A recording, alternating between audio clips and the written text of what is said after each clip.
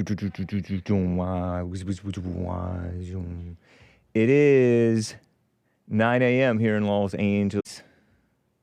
Time to get going, everybody. It's 9 a.m.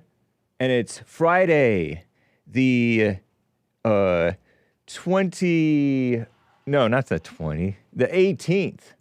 of October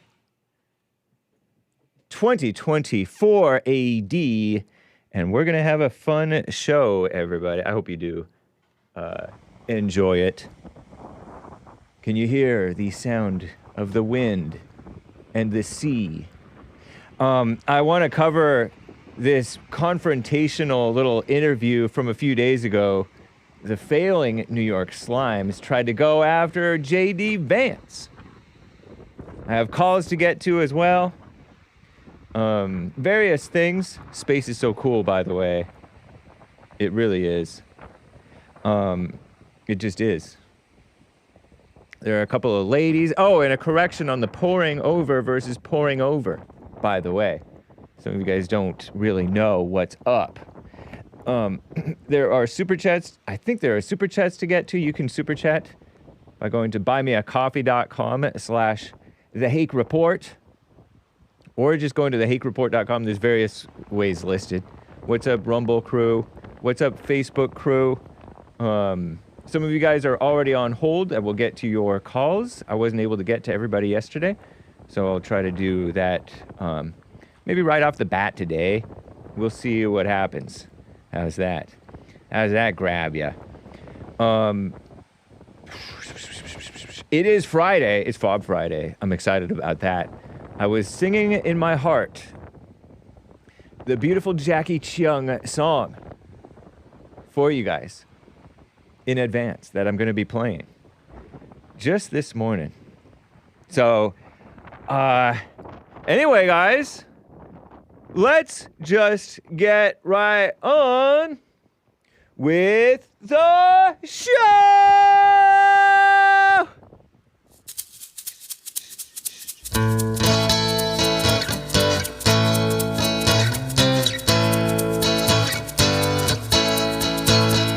Oh, it's the Hake Report, the Hake Report, la la la. Oh, it's the Hake Report, the Hake Report, la la la. Hey guys! I hope you're enjoying the AJ Gallardo original theme song. It's so good, in my opinion. I may be seeing AJ sometime soon. Oh, it's the Hake Report, the Hake Report, la la la. Oh, it's the Hake Report, the Hake Report, la la la. So, how you guys doing? I am fine. I'm wearing a nice sea shirt, sort of a seashore shirt. Hope you guys enjoy that. A little wrinkly, a little casual, but that's okay, because it's Friday. Yeah. You know, let me get right off to a call or two here, because I don't want to waste your time. Joe in Phoenix, Arizona, blasting our ears out with these crackling pops. How you doing, Joe? Good morning, James. Good morning. How are you doing? All right, I'm so furious, just so angry with you. I was on hold for an hour and a half yesterday, and you didn't even get to my call. Oh my goodness! I know Joe is mocking. Joe is mocking some. Joe knows how it goes. Many people don't know that. You can be on hold for hours sometimes, or it can be right away. You never know. Anything can happen. Got to be ready. Yeah, I think I should throw a hissy fit where I start screaming how much I hate you and calling you names and threatening to tell other people not to listen to your show. Hey, that's water under the bridge. We don't bring up old wrongs. And somehow you think I'm the threat to your show. It's amazing. It's just amazing to me. Yeah. Anyway, go ahead. What's up? Yeah, all right. So I don't know if I ever told you this, but two of my oldest friends, going back to high school, like 40-plus years ago, are big Trump guys. They're huge MAGA people. Right on. And you're still buddies with them. Absolutely. And do they like the things that he says, or do they say, oh, I don't like what he says, but I like his policies? There are no policies alike. They just like him. They think he's the right choice. Indeed. Based. Right on. So I hear a lot of the things that I hear on your show coming from them, which is, I think, hysterical. Oh, cool. So then you see that, and they're friends with you, right? They're kind, loving people, obviously, because you wouldn't be friends with a snake. They are two of my oldest friends, absolutely. Right on. So now you see, now we understand each other. Anyway, go ahead. Yeah. So since you believe the Trump legal cases are all nonsense, and oh, by the way, there are still two open and active criminal cases against Trump. The one that has been temporarily dismissed, the classified documents case, the 11th Circuit Court has already, the appeals court has already said they're going to reinstate that. So, okay. Three active cases against Trump after the election, and the New York sentencing will be after the election also. So, for anyone thinking that the cases have been dismissed or dropped, just not reality. With the more and more I'm realizing that you and your audience just don't know things. That's why you think the way you do. Oh, okay. Well, I mean, yeah, people live in totally different worlds. How do you think that? Have you noticed that people live in completely different worlds in their minds? Well, usually because they're just not well informed. Yeah. No, but there's people who read people read the same Bible or read the same information. People accuse racists, so-called, of being ignorant, but some of the most quote-unquote racist people or quote-unquote anti-Semitic people are very well read. They've read a lot. They've read the opposition stuff, which is the mainstream stuff, and they've read their own stuff, not their own stuff, but the stuff that they're into. And so it's not for lack of knowledge necessarily. We disagree. I think it's most definitely a lack of knowledge. For example, you allowed some more neo-Nazi, absolute bogus speech on your show the other day. See, and now you're pretending like you're not trying to take down my show, but now you are trying to take down my show. Well, I'll give you what was the bogus speech? Biracial children are confused. They have a tough time in life. That sometimes happens. That oftentimes happens. All right, here are the facts, James. Oh, okay. But that's not neo-Nazi. How are you going to call that neo-Nazi? I mean, yeah, maybe the Nazis talked about that too a little bit, but a lot of people talk about that. Normal people talk about that. Asians talk about that. Trope on the far right. Are Asians Nazis? I don't know that what you're saying is true, but the Asians talk about that. Was America far right when it banned what they called miscegenation, miscegenation? When they banned interracial marriage, was that far right, or was that just the normal for the time? That was just racism normal for the time. Yeah, and so how are you going to call that just? But anyway, what's your point about the interracial thing and the kids growing up confused and stuff like that? What's your point to that? National Institute of Health, American Medical Association, American Psychiatry Association, all have done studies showing that biracial kids have a very strong sense of self. They feel very comfortable in multiple social situations. And most importantly, they see a great place for themselves here in America in the future and worldwide, because biracial couples are increasing faster than any other group. But those are actual facts from medical professionals, not idiots calling into your show. Those aren't facts. Those are opinions from medical professionals. Those are studies done on actual biracial children, James. And studies don't tell studies don't actually tell you good and actual well-being. You're just making that up. No, I'm not necessarily making that up. I mean, you liked my necessarily, not necessarily, because exactly. I noticed that you cited establishment, liberal, organizations. Liberal. Call them communist too, James. Yeah, they're communists too. But that's what you cited. And those people are not, those are, do you know how much blowback they would catch if they were to be honest about the reality of the situation? They're honest on a lot of things. And you just parrot the trope, giving no sources at all, as you usually do. What trope did I parrot? That they're confused and have a tough time in life. I didn't say that. I said many do. You absolutely did. I said many do, and many do. I had a video. Pardon me, I bumped the mic. I had a video. Let me see. Let me see if I can pull up this video. This is like on the fly, trying to pull up way old mixed students. You gotta pull up some anecdotal evidence to support your nonsense case. Yeah, because anecdotes are reality. I recall. Yeah, they are. If an anecdote is someone's actual real life, and that is reality for that person. One instance means nothing. Yes, it does. Okay, so who cares if somebody suffers? That's what your position is? Sure, James. Yeah, because when you look into these studies, you have to look at the anecdotes. You have to look into their lives and see what's really going on. Because yes, the acceptance using your reasoning that monoracial couples, if their kids suffer, then that means you should marry the same color then, right? In general, I mean, yeah, you should, but okay. Wouldn't you agree? In general, they should and they do.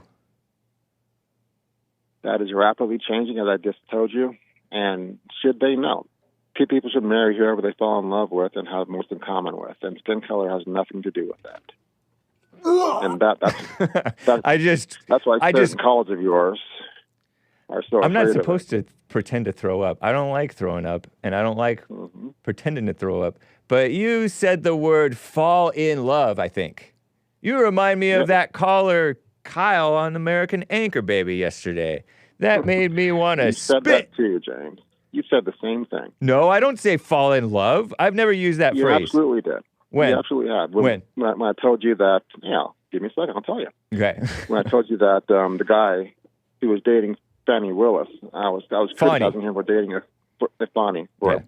I was criticizing him for dating a flabby, out of shape, feminist idiot. And you said, "Oh, well, Joe, people fall in love with whoever they want to." I don't remember. Maybe I did say something. I was probably being facetious, and also I was feeling bad because you were going so hard against that black woman. Poor black ladies. Can't stand her, but I do hope she does get her case back on track. We'll see. Again, after the election is when that's happening. But no, it's when people get together, it's not love. You know that. You're a Christian. I don't buy into the whole Jesse nonsense about love. This predates Jesse. I think that you knew this before Jesse, that it wasn't love. No, we don't agree on that. Because have you ever considered, why do they call this falling in love when so often people end up hating each other? And when they split up, it's like they're horrible enemies. People fall in love, people fall out of love for many reasons. But love never ends. God's love never ends. Right. People's love absolutely does. So then why are they calling it love? It's confusing. That's an interesting point of distinction. But anyway, speaking of Trump, since you don't believe in all the legal cases, let's talk numbers. Trade deficit increased 34% under Trump. Manufacturing jobs down almost 300,000 under Trump. Coal mining jobs down 13,000 under Trump. Violent crime increased marginally under Trump. That was because of Black Lives Matter. I told you before that both the deficit. Don't you agree that was part of that was because of Black Lives Matter? I don't know that was it. Black Lives Matter in particular. You know, I have no love for that group, so I'm not going to defend them. And then also the overreaction to the China virus messed with the economy, and it opened up for opportunity it increased, desperation, and it opened Every up for the president- opportunity for more crime. Every president faces crisis. Come back to your phone. What's Trump's? Yeah, I'm outside. Yeah, because there's no sense in blaming that increase in crime on Trump. Every president faces crisis. No. Answer this. There is zero that's not sense. true at all, James. There is zero sense in blaming the increase in crime on Trump. Sure it is. He did nothing on crime. Nothing at all. Huh? I mean, yeah, he was nice to the criminals, but he. There you go. No. Hold on. Oh yeah, that. Okay, there you go. That's one. You got 1 point, so you shouldn't have let the blacks out of jail. It wasn't just black folks, James. I know. But I said blacks because just to get under your skin a little bit, or just to tease. I'm teasing a little, Okay. and it's a clean teasing, people, you sickos. But anyway, how are you saying, oh, I don't know if it was Black Lives Matter, and then you're trying to blame Trump for it? I'm just saying it happened under his watch. That's all I'm saying. A great increase in crime happened under Obama's watch when Black Lives Matter rode to town, and he welcomed them into the White House. It was called the Ferguson effect. I have always said Black Lives Matter is a scam organization, fraud organization. I do not have anything to do with Black Lives Matter. Do you condemn Obama welcoming them into the White House as a scam, fraud? Yes, I do. Nice. Based. Right on.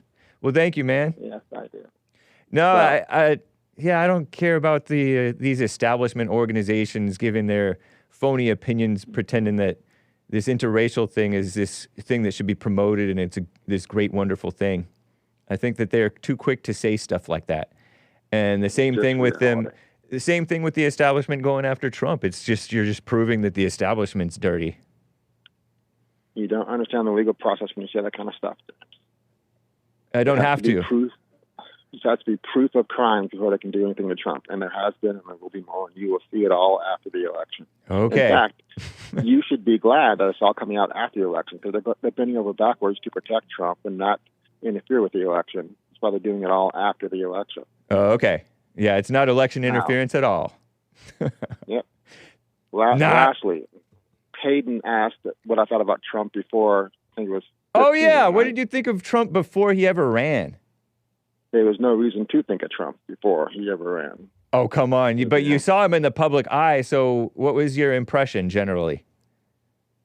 I never watched The Apprentice. Me neither. I didn't have any impression of Trump at all, other than I knew about the ad he took out for the Central Park 5. I didn't know that the New York Real Estate Commission did censor him and fine him for discriminatory practices. Right. And that was phony, too. But other than that, as a fellow landowner, you know that was phony.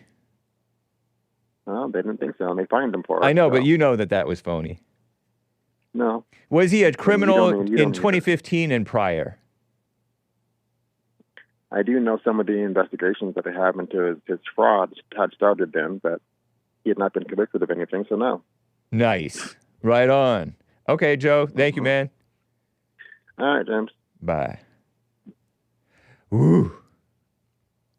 Manuel in California is on the line here. Manuel, thank you for calling and holding there. How you doing, Hank? Doing fine. How are you? Doing well. Damn, I should have told him that I wanted to talk to Joe. Oh. I wanted to ask him a couple questions about this whole... I'm not all that smart, I'm a little dumb. Right. I don't know what's going on with that New York case about the loans or the property. You know what I'm talking about? No. Are you talking about a Trump case? Yeah, for Trump. And loans and property and stuff like that he's involved? Yeah. I don't know. I don't pay any attention to the cases. Remember there was a case about him saying he overinflated his properties or something? Oh, yeah. Like that? That's right. Mar-a-Lago, he estimated at such and such amount when in reality it was, they claimed that it was such and such amount, but that's par for the course. You estimate what you think it should be worth when you're taking out a loan, and the bank that gives you the loan says, we have a disagreement. But anyway, what do you? Yeah, I guess they're bringing that back. I wanted to ask him about that because I thought it was in the appellate court, and now the defense is saying something about they don't want to be sanctioned because they did something wrong. I wanted to ask Joe about that. He might know more. He's one of those smart guys with the legal aspects of things, but that's all right. Oh, okay. Maybe he'll call back Monday and you can ask him that about what's going on with that. What does it mean to be sanctioned by the appellate court? Yeah. The prosecutor's being sanctioned potentially? Well, whoever's going after Trump is going to get, they're asking to not be sanctioned for what they did. Oh, interesting. I'm playing a little dumb. I know what's going on. I just want to. Oh, okay. I'm surprised Joe doesn't talk about that court case. Just the other ones. Sounds a little sarcastic. Sounds like you know that Joe has a bias against Trump. Oh, I know he does. I wanted to talk to him about the tariffs too. The tariffs. He said that the tariffs are a bad idea, right? Yeah. To me, like, okay, if tariffs cause inflation, and we have tariffs, and we're, Biden and Kamala are in office. So if tariffs cause inflation, does that mean that they kept the tariffs on China to force inflation on us, or they're just making that up? It's a fair question. I saw this in the Morning Brew, a far left, I call him far left, news outlet, morning news outlet. Another red flag raised on Trump's tariff plan. And who is it? None other than Janet Yellen, the not a Christian female Treasury Secretary under Obama. A Treasury Secretary under Obama, I said Obama, but Biden, same thing, didn't name Trump, but she denounced sweeping untargeted tariffs as deeply misguided in a speech to the CFR, the Council on Foreign Relations, right? In New York yesterday. And it was a, backhanded, what is that thing that women are? Passive-aggressive swipe at our greatest president, Trump. But she's presiding over the Treasury at a time when the government is a mess. The government money is a mess. So she doesn't seem like she should be talking. No, she shouldn't even be in that position. Yeah, that's true. If you can't get inflation down already, then you shouldn't even be in office. Yeah, I'm with you. Man, it's so crazy too. Like when they always say, like, well, Trump didn't do anything for this and that, a policy, the economy, whatever. There is no president besides Donald Trump that doubled the market in 40 years. Yeah, right. Not a single president has done that. It's like Obama. Yeah, I know Obama was horrible. It was like, I remember them constantly repeating, it was the slowest recovery ever. In other words, he was holding Americans back. Because Americans, as Trump has said in the past, there's a lot of, what is that thing? Potential that America has, because there's a lot of people. There's some very good businessmen type people who could potentially create a lot of value in the country.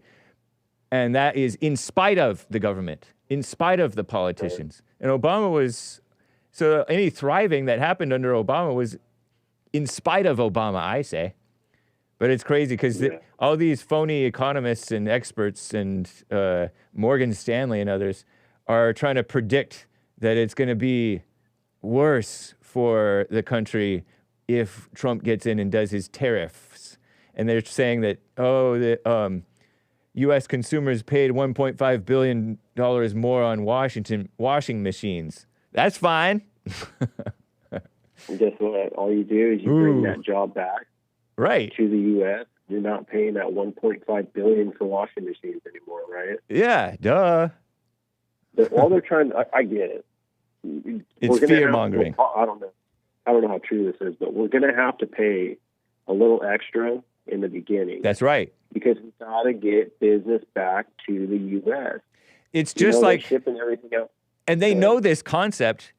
They know this concept because Obama was saying, energy prices will necessarily skyrocket when we clamp down on the type of energy that they don't like because they're communists.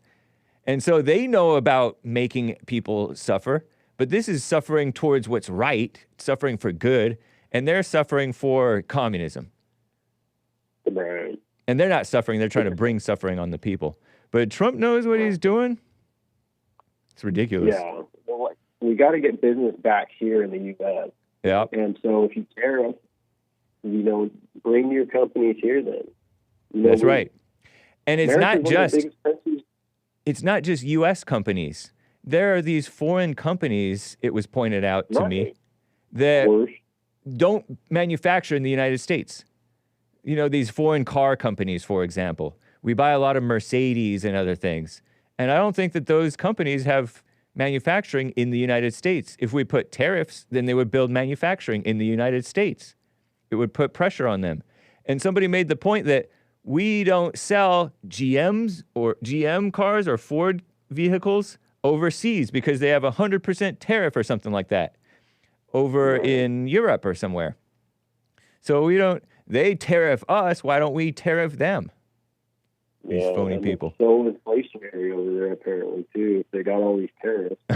Yeah, good point. That's what I mean. You got to bring stuff back, like you were saying. Yeah. And if you get the people to work here, America is one of the biggest, innovative countries. We've come up with some of the biggest and greatest inventions. Yeah. Other countries are the same too, but when you have open freedom like we had before, you think about it, from 1920, there hasn't been these really big inventions like how the Industrial Revolution kicked off over here. They started tightening the nuts on the people, the government, regulations and this and that. And the less innovative people get because you're being constrained by the government. Yeah. And if you bring the work back, it's just going to spread it here. We're not spending money to ship it, and they want to, okay, I'll be an eco guy now. So if we got tariffs, that means we wouldn't be shipping stuff across the world, burning fuel, thousands and thousands of gallons to get stuff over here, when we can just have it built here.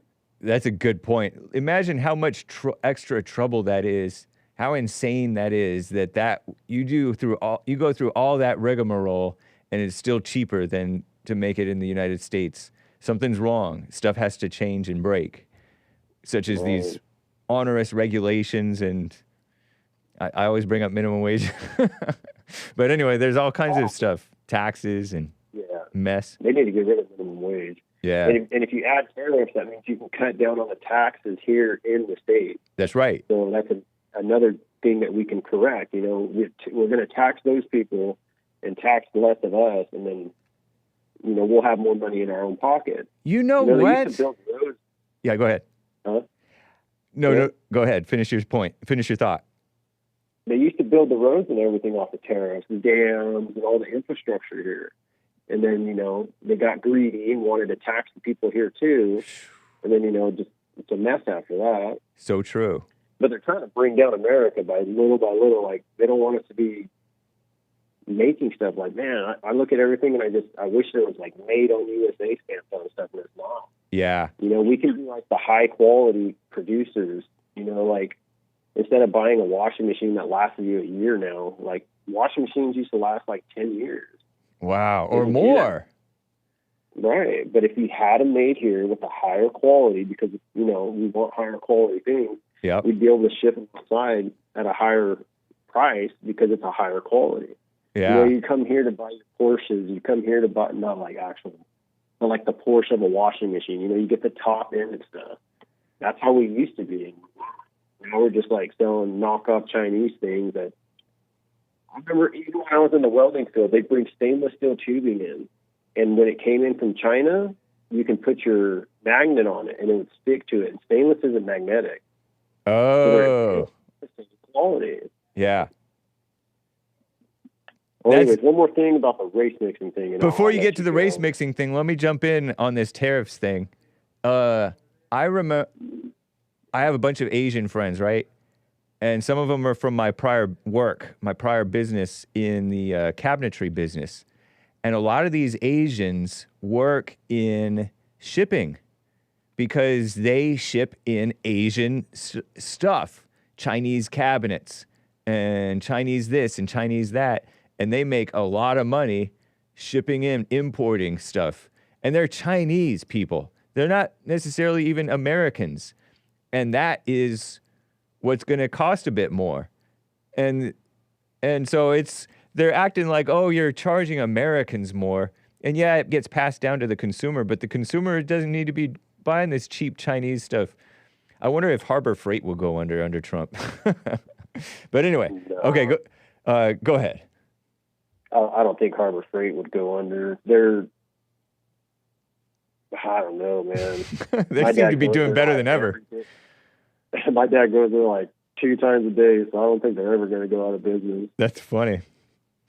The race mixing thing, like, I get what Joe's getting at, and I understand what Mark's getting at. I'm kind of more on Mark's side on it, because I'm a mixed breed too, you know. I'm a half. I'm a 30 and a Mexican. Yeah. Which is not as well, I don't know if I should say that.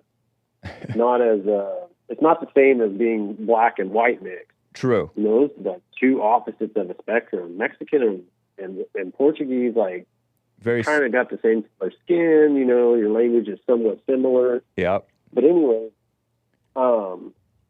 me growing up, like, even when Anthony called a couple days ago, he was saying that it kind of bothered him. But, like, me growing up, like, it's kind of hard to see where you fit in, you know, and the child is the one that suffers. Yeah. Like, I fit in fine. Like, I fit in real well everywhere I went, but it's still, like, something like, I'd go somewhere, like, say a Mexican party, and I'd be like, you know, speaking Spanish or whatever, but, like, they don't accept you as much because you don't look the same, you know? Yeah. So once you get to know people and blah, blah, blah, you start talking, you'll fit in. Yeah. But it's still like a tiny, like, what do you call that, a border? Or It's an extra complication. Right, you were talking about, boundary. It's like an extra boundary to cross as a child. Oh, yeah. Growing up in a mixed area, you know, you don't know where you fit in. And then, like, I remember my mom would get all mad.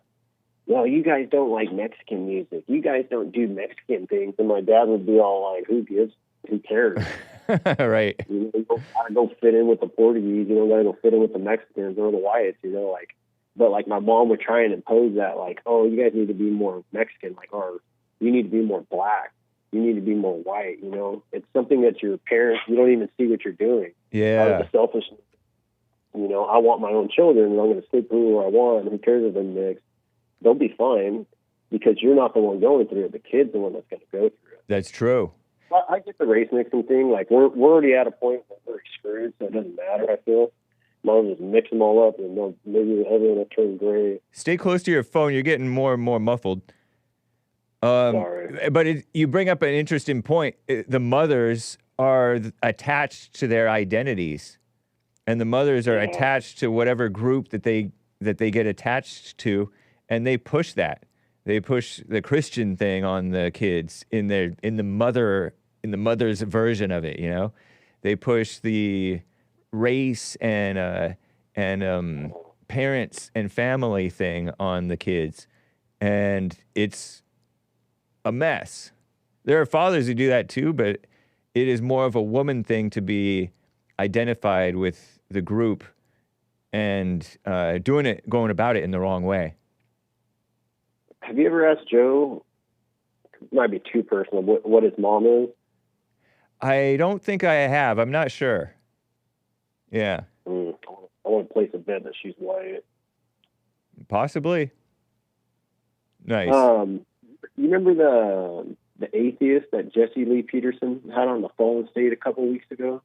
Yeah, the one with the fire in the background, the candles in the background, the white guy, white man. He was all against Christianity and all that. Yeah. And that his mother wasn't even his mother, it was his stepmother. Oh, I didn't catch that. Yeah, his stepmother was real Christian, and that's why he was like, oh, I know for sure from the beginning, you know, Christianity isn't real. Whoa. Yeah, he was a Satanist. He was a Satanist atheist. Right, but he kept saying, well, I'm not like a Satanist, you know? Right, he was the atheist kind of Satanist. Oh, dang. One one more thing. Can I real quick. Jesus and God thing? Whenever I hear this whole like God is Jesus, I this is what comes into my mind. When they say that, they're pretty much saying, in my mind, that Jesus is a fraud. That Jesus had to be a fraud. He had to lie to you as a person, the people out there, you know, in that time, because he couldn't just tell them like, "Oh, I'm God."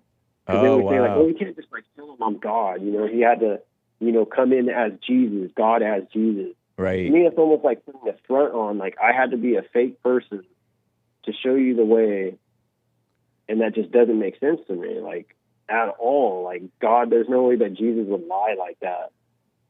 That's an interesting point. Everyone. I'm trying to say the word interesting a little bit better because it bothers one of my listeners. That's an interesting point, though. I'm saying it my normal way. Yeah, I even as a kid, I was sort of wonder why because there are passages in which Jesus did say, "Oh, my time has not yet come. Don't tell anybody," and he was a little bit cagey about. Cagey is not the right word, but about who he was. But that's an interesting point because he never came out and said, "Oh, I am God." He did say the words "I am," and people interpreted it to mean that. But he clearly said he's the Son of God. Right. And he came out and said that at some point, at multiple points, really, I think. Right. Talking about my To me, father it's and I. like one person. If it's the one person that we're supposed to all follow, like Jesus is the way. Yeah. The only way to him is you got to go through him to get to the Father. You know, if he's the only way, and he had to lie to the people and say like, "Oh no, I'm the Son, but really I'm God." But I'm not going to tell you guys that. To me, it's like a scam. Like it's like two different people. That's why when Jesse, like, he's asking you questions, or not you, but people questions, and they respond with "we," and Jesse's always like, "No, I'm talking to you." So right. Like, they almost think that they're two different people. Yeah. Like, they're not one person. Like Jesus is God. Jesus is Jesus, and God is God. They make it seem like he's two different people. Like they are two different people. Yeah. Their ego and their spirit, and they can't get past that. You're not your ego. Yeah. People are crazy because when they're talking about themselves, it feels wrong to talk about yourself, or it feels too confrontational to stand alone and talk about what you're going through, what you're dealing with, or what your ego is dealing with, or whatever the self that you think that you are is dealing with. So they go, we all are sinners. We this, we that. Yeah. So we ain't nothing, homie. People are so lost and in their imaginations. Like I used to be lost. Like I never thought in the world. This is what I believe is a miracle. Like I believe in God and Jesus and all that now. Like, I never believed in any of that. Wow. To me, that's a miracle. Yeah. And now I'm like, well, I'm an idiot. I had things all backwards, and now I'm understanding it. I'm glad. Yeah. I'm glad I get to see it. Because I just, get to watch people suffer, which I don't enjoy, but, it's just part of life. You get to see what you went through and others go through every day. Anyways. The Christians make it clear as mud. So I understand why a lot of people just don't get it and they just stay away from the Christian thing. I've never heard that clear as mud. I don't know what does that mean, but I get it now. It's just not clear at all. Right. When they read a passage, they interpret it to mean the opposite of what it actually says, and then they act like they're being clear with you.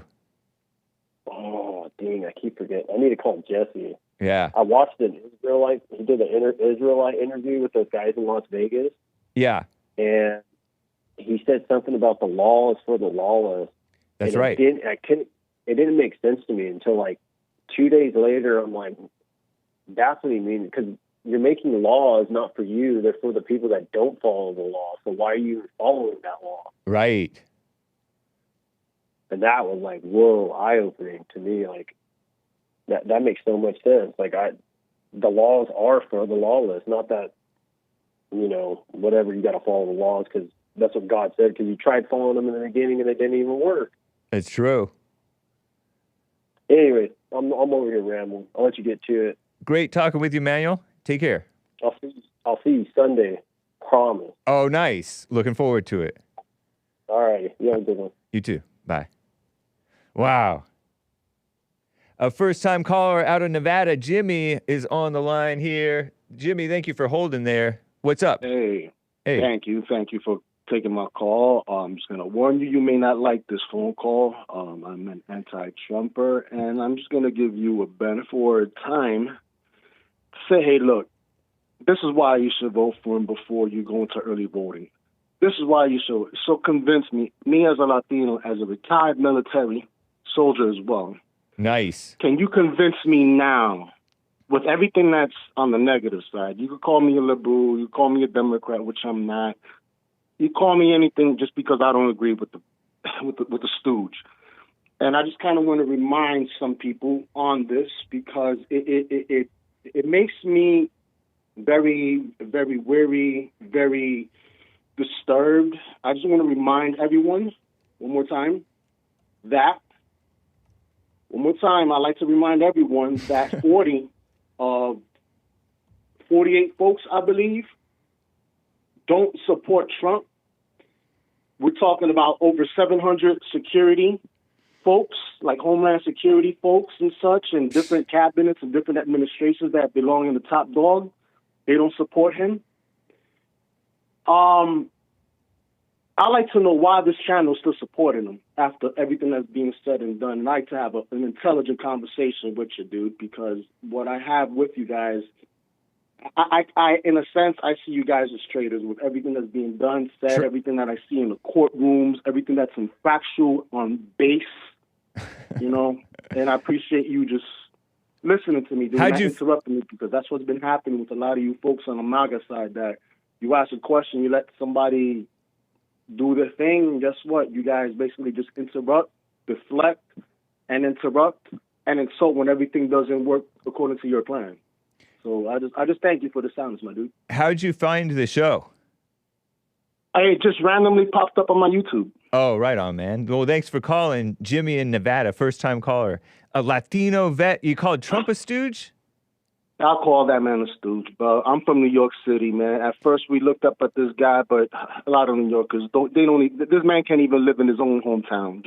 I just want you to kind of be aware of that. And you're not a liberal. You're not a Democrat. I'm not at all, my dude. I'm seeing what's in front of me, what's being presented in the courtrooms, what's being presented by folks that actually work directly in front of him.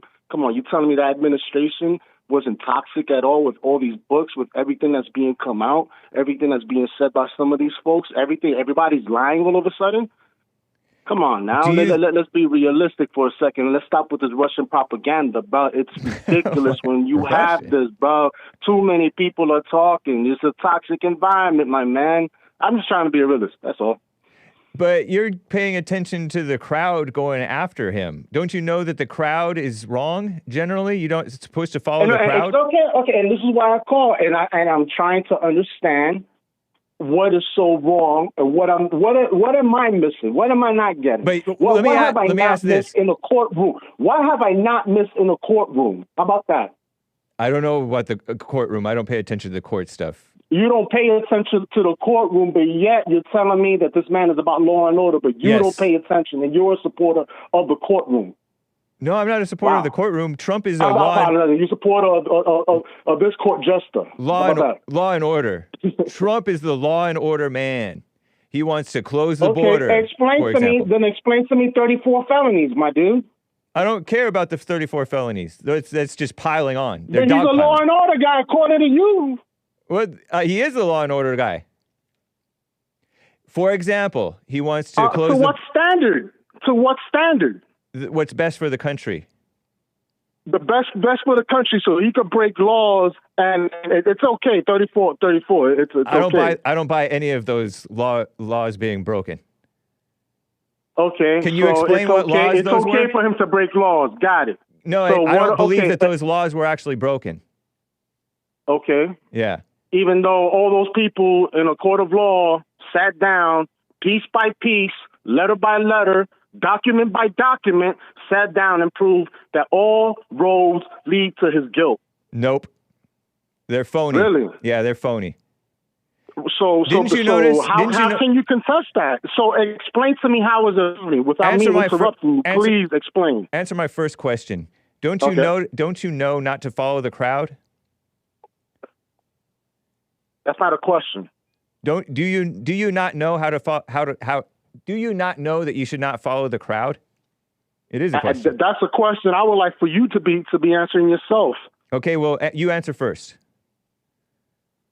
No, dude, you go by your own.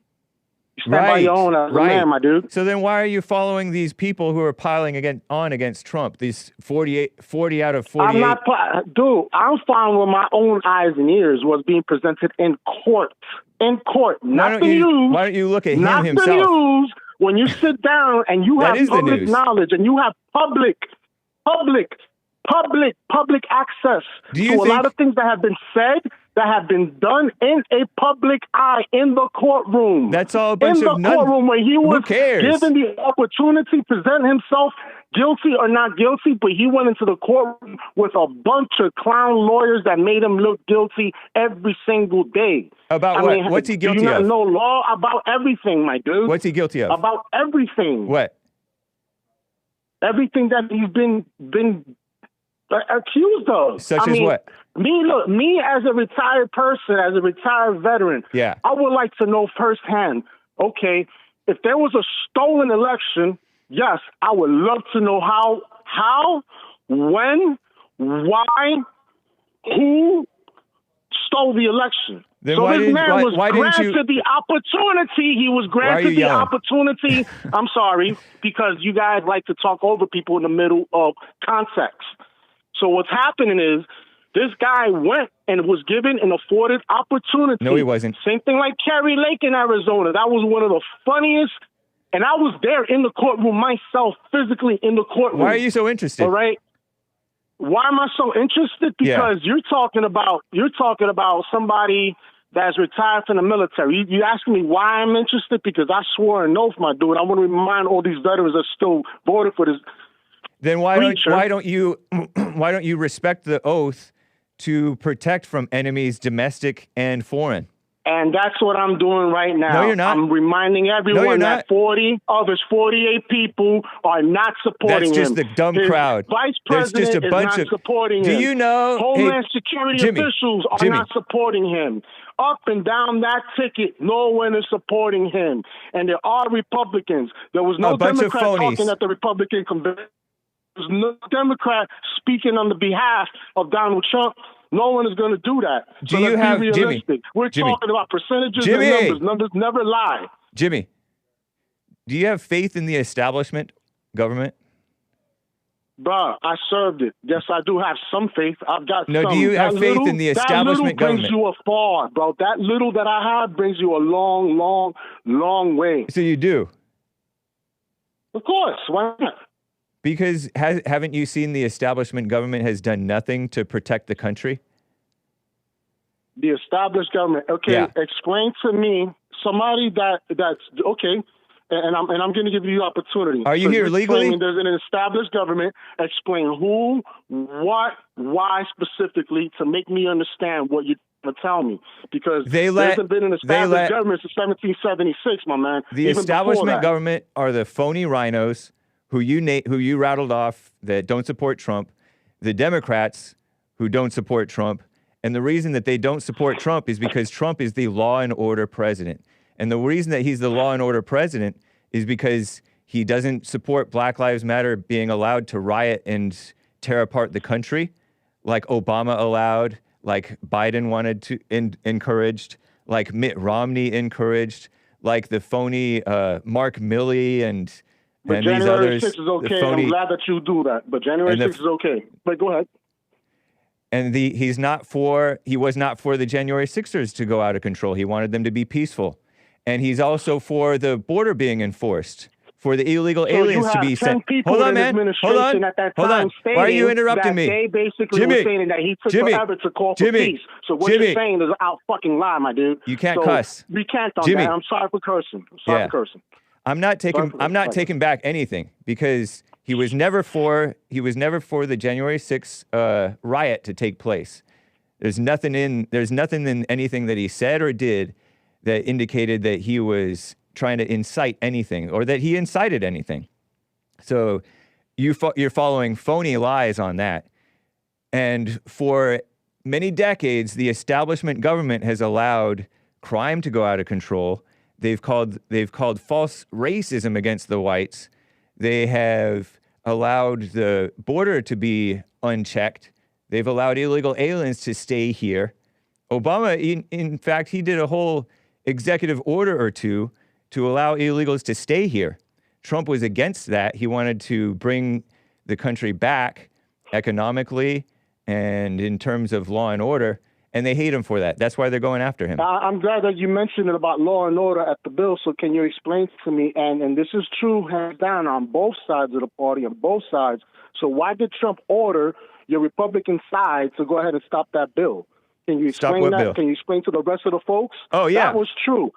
That was true. Because that was a phony bill. You don't need a bill. You don't need a bill to enforce the border. But you need a bill to figure out where that money's being allocated, my man. You don't. All you have to do is reallocate the money. Trump did it. How come Biden didn't? Because Trump, what he did was illegal. What he did, no, it wasn't. What he did was not. He was not supposed to take certain money from certain areas, and what he did was stop. Then how was he able to do it and not get? How was he able to do it and not get impeached for that? They impeached him for every other phony thing. How was he able to do it and not get impeached for that? You're just swallowing lies. Impeachment. So you talking about phony impeachment? No. Stay on topic. Stay on topic. With Republicans not doing the damn thing for us. And I'm sorry that I'm switching topics. You're cussing but this too. Is something you guys do. You're cussing too, Jimmy. I apologize. It's Do you think that we should respect you just because you're a veteran? No, not at all. Then why bring it up? Why bring it up? Not at all, bro. Why'd you bring it up? Not at all. And I want the American public to understand that too. That what you just asked, not at all. You have every right to believe in what you believe in. If you just wouldn't believe that, I think, you're just sucking up. That makes me a communist too, possibly, right? I have no idea what you are. I think you're a sucker. A sucker, yes. Because I joined the military for 20 years. No, I don't care about that. No, I'm a sucker. No. I'm a sucker. I'm a sucker. You're a sucker because for joining the military for 20 years. I didn't say I'm that. Kicking back right now off of government checks. I didn't say that. I said you're a sucker, and the reason I said you're a sucker is because of all the crap that you're rattling off against Trump. A bunch of phony stuff off the mainstream media.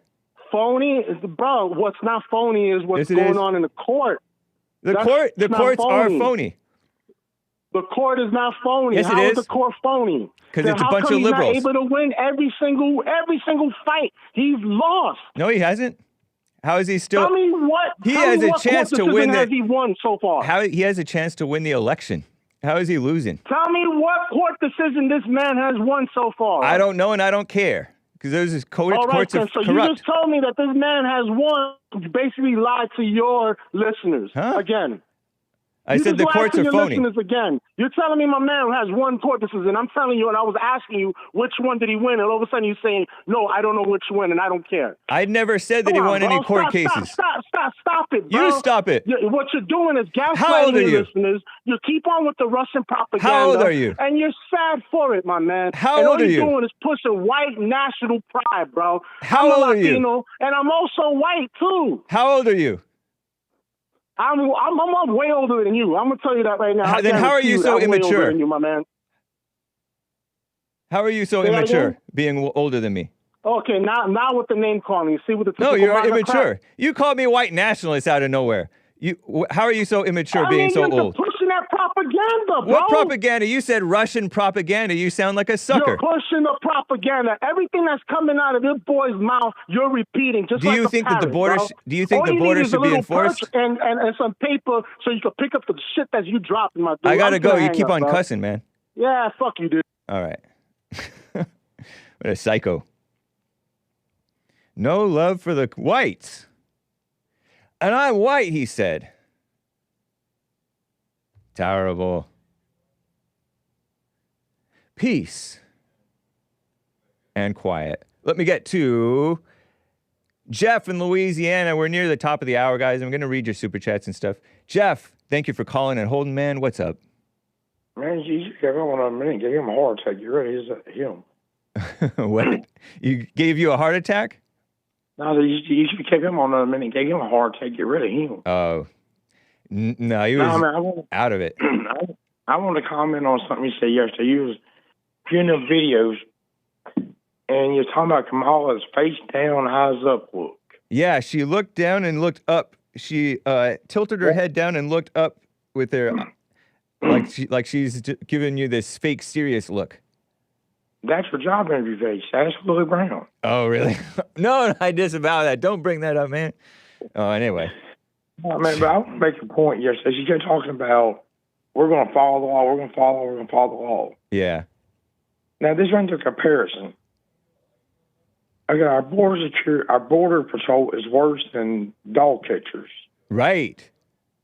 Dog catchers, if you have a dog goes out and it bites somebody or whatever, and dog catcher picks it up, it has no papers, what happens to it? It gets put down. Yeah.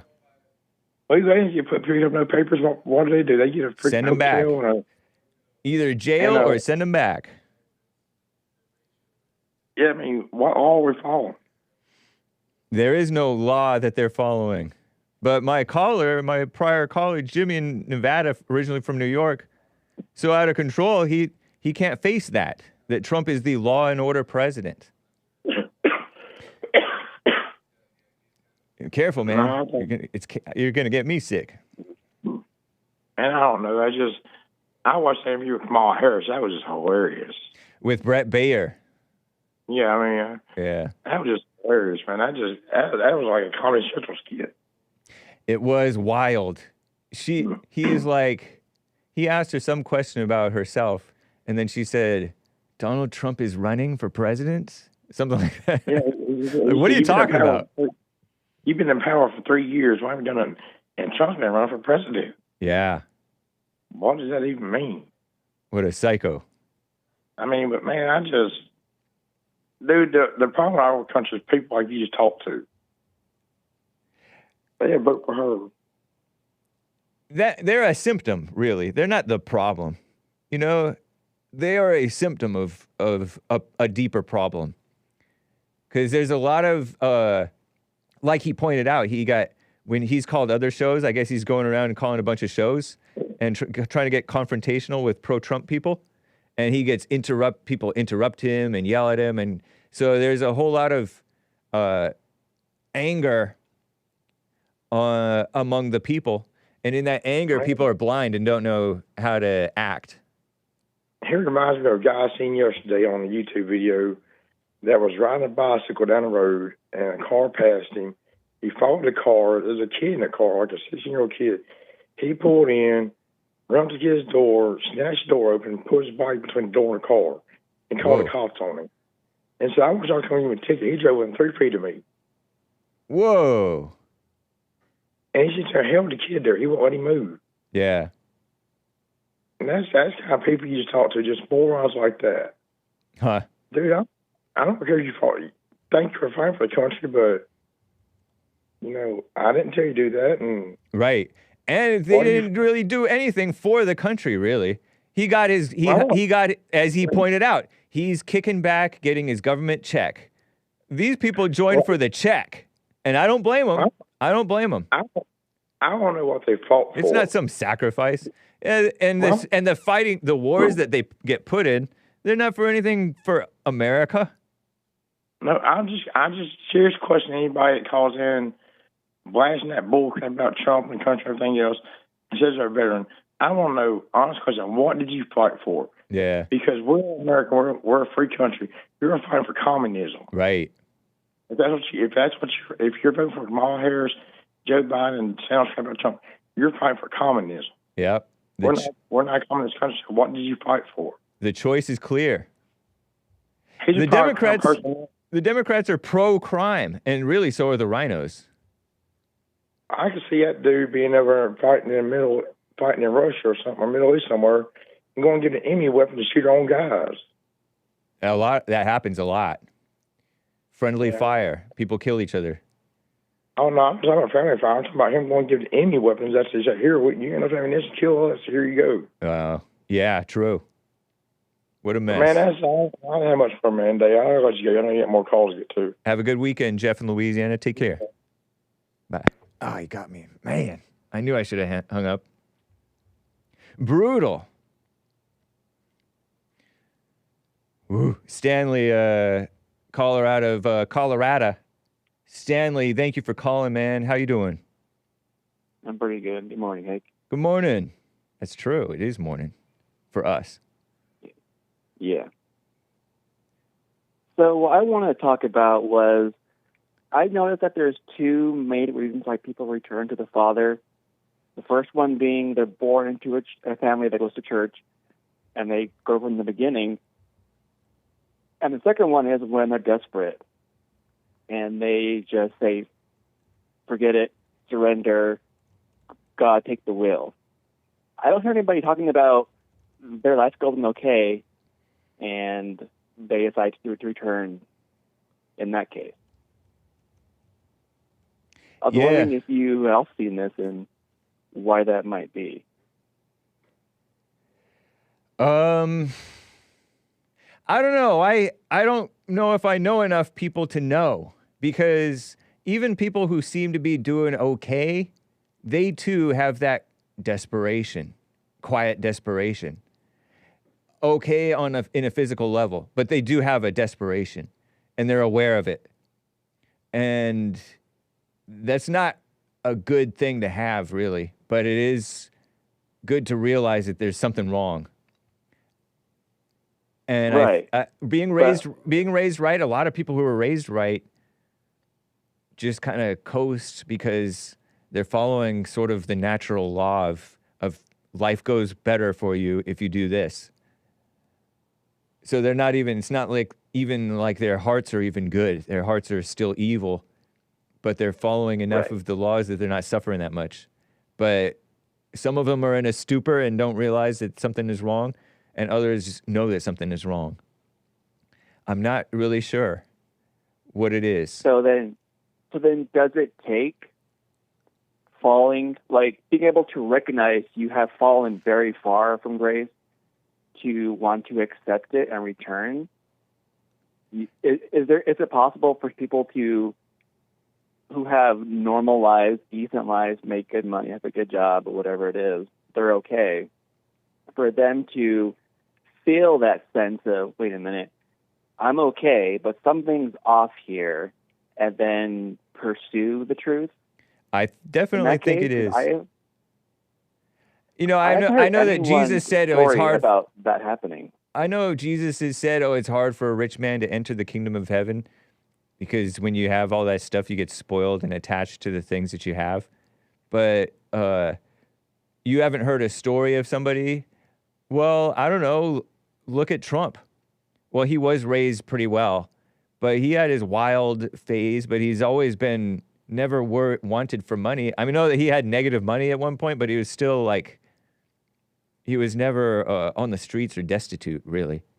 He still had his stuff. Right, but I have not heard Trump come out saying he's been born again or been saved. He supports, I know, the Christian community in some respects. Did he call himself a Christian? Have you heard him call himself a Christian? No, I haven't. Oh, yeah, he calls himself a Christian. He says, I'm a Christian. I'm a Christian. And people thought he said, I'm not Christian. Remember that? I don't know if you remember that. But yeah, he's a Christian. He was raised Christian. But he was kind of the one who was sort of raised right. And then he had his wild Rumspringer with his multiple marriages and mess. And but why would you judge it? Why would you judge it based on what somebody says as opposed to how somebody lives? Whether they've returned to the Father. I'm what they say, because I have heard people say that they were either raised from the beginning to be a follower, to be born again, or they've gone to prison, or they've gone to drugs, or something happened where they decided, you know what, I can't do this on my own, I need help, and they return to God for help. And do you believe these people's stories? Do you believe them that they're born again, that they've returned to the Father? no, not all of them. Yeah. Some of them maybe, but not all of them, no. Right. Because there's always people who fall from grace again, which that makes no sense either. If you're able to find this inner peace, this perfect peace, and accept God as your Lord and Savior, why would you go back to the drugs and the crime and all? That part I don't get either. So, no, I don't believe of them all that they have actually returned. It might be just like a way for them to cope or to get an ego boost in some senses. Yeah. What did you mean by when you said fall very far from grace? What do you mean very far? Well, I guess the point where your human body can recognize it, like when you're falling into a deep depression, or you get arrested and you get life in prison, or you go through an OD and come out alive, and you're like, wait a minute, I lived through this horrible thing, and that's what I meant. When they're in those deep, dark pits of human hell, where they decide that they cannot do it themselves, so they surrender to God and say, you know what, you help me instead. That's what I meant. We are all in that fallen state. Like that is true. We all have our own issues. But it seems that the ones who are, I guess, in a more fallen state, if that makes sense, where they are the ones who are probably the quickest to recognize that they need help and to seek the wisdom of God. I don't think so. Whereas the normies, who are kind of like doing their own thing, they're like, I really don't care. I'm just going to do my own thing and not worry about worshiping or church or whether or not I believe in something higher than me. They're kind of still their own thing. They may be spiritual, but they're not religious. I don't think that you're right about this. I disagree because it's much more random. You know, the Spirit awakens in people from all sorts of different places in life. I've seen people very rich. I've seen people more normie, like you say. And I've seen people who are down and out. And the down and out ones, most of them are horrible people, by the way. You don't want to be around them at all. And you do see them citing Christianity because they were raised in a semblance of it, or they were introduced to it, and that helped them physically in a practical sense, but not spiritually really. But they felt like that's their way, or they use it in order to get sympathy from the churchy type people. Right. But no, I think that the people who actually realize and wake up are from all types of walks of life, if you will. Okay. And I don't equate being wealthy to being not fallen. It's not being down and out. You can be super rich and still have a lot of issues. So I don't equate that when I'm doing... Exactly. But you mentioned drugs and all that stuff, and that's... Drugs aren't necessarily a sign of... Those aren't even necessarily a sign of being born again or not. What, doing drugs? Yeah. You don't think so? No, I don't think so. So you can do drugs but still also be born again? There might be. I don't know. It's not my position to say, oh, this guy wasn't actually born again because he fell into this old drug habit again. Like, I don't know. Interesting. So I'm not God. You're right. So maybe I'm using more human logic, because they say that they fell from grace, which I think implies they have fallen out of grace of God. They have returned to the devil's side, and so are therefore no longer saved and must repent again and forgive again. Oh, they don't know what grace is. I think maybe people judge themselves. I say they don't know what grace is. Oh, okay. Because people will say, "Oh, I fell from grace." Like, what state of grace were you in the first place that you fell from? Maybe. Yeah, right. Like, kids can seem to have so much grace, if you will, if you're depending on what you mean by grace. Kids can be bright, their laugh fresh and real and innocent seeming, and then around adolescence they become dark. They identify with that become self-conscious. They become wild and selfish. I mean, they're selfish as kids too, a little bit, but yeah. But the darkness just kind of apparently, like, they change and they become like everybody else in some level. So you could call that like a fall from grace, I guess. Maybe. But people are judging themselves and others and don't really know. They're just using words, Christian type words, to describe what they think that they're going through on a surface level, such as the drugs, or developing issues and sex out of wedlock and all that stuff. Right. Okay. So but I do notice that, well, being raised right, that is a help. And I don't like the desperate word, but a lot of people are, probably everybody is in a desperate state. And once you realize it helps, maybe. You realize something's wrong. Desperate is a word that I've heard them use before. Yeah. Where they were desperate, they were looking for something to help them. So they are saying that they're desperate, that they're in need of assistance. So they return to God, according to them. Yeah. And I don't really like that, because desperation will make you fake like you've got it, or try to convince yourself that this is it. Or it's like, it's a mess. It's the placebo effect. Right. Yeah. I think so. But ones that I talk to who are within the faith, to them that is their main language, is those words: redemption, desperation, returning, and to them that's how it works. Yeah. So, and that's what I've heard my entire life from people. Oh yeah. From people in the church, people in my family. They all have their own story about how they returned, how they were desperate, how they were at a loss, or whatever it is. They were near death, or near the end, or near suicide, or whatever it is.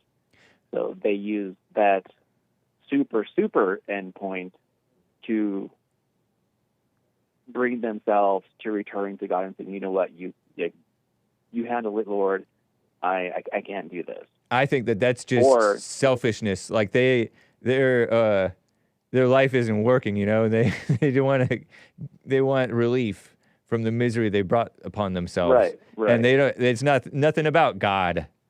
They're still selfish in their repentance much of the time. Quote unquote repentance. That was my thought, but I thought maybe that might be a what do you call it? That would be me judging them. Well, don't judge them don't judge them either way then.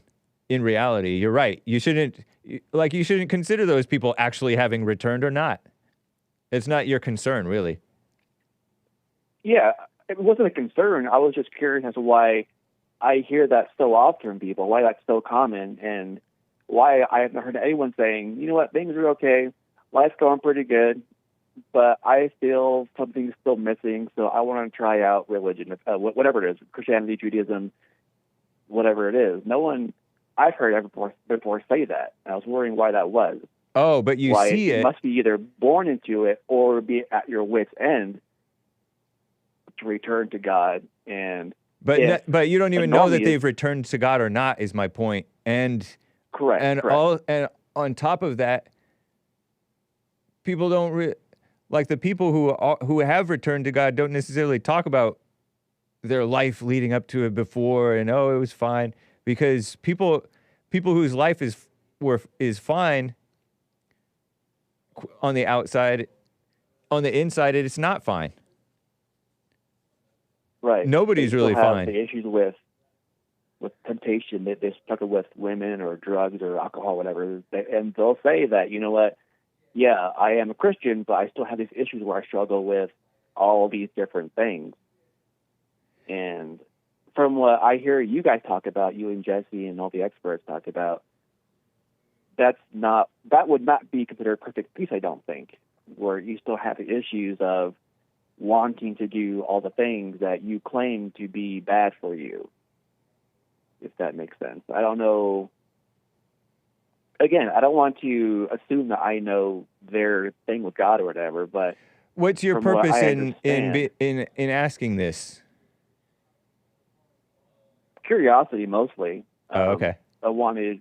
Have I you guess returned to the Father? Say again? Have you returned to the Father like you brought up? I don't think so. I was okay. told not to get it to Jesse. Were I you don't one of the think I people who have. was raised right? No, absolutely not. No. Okay. And are you one of the people who's like desperate? Or are you concerned that you're not desperate enough?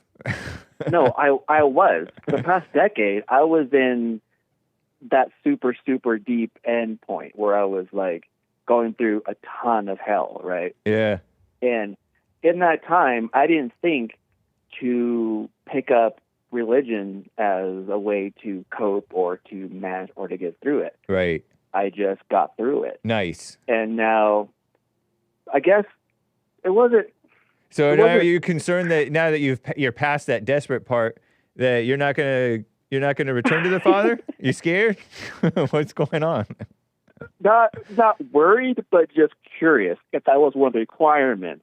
You know, either no, I don't think so. To it or be super lost to return. Cause oh no, you're way in your head. We just wasted the last 15 minutes. Yeah. Are you seeking God? I'm open to it. I'm not actively seeking. Oh, okay. So quick summary here. Yeah. I was raised to hate God.